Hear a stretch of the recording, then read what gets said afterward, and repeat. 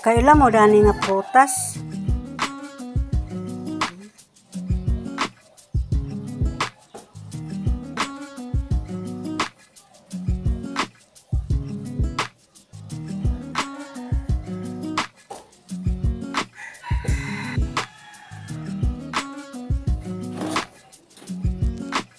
Wala kung gayeng Gabriel, no?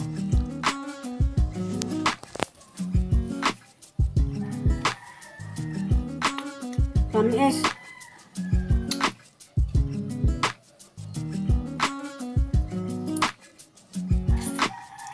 Yung liso, sa kabuok, itom.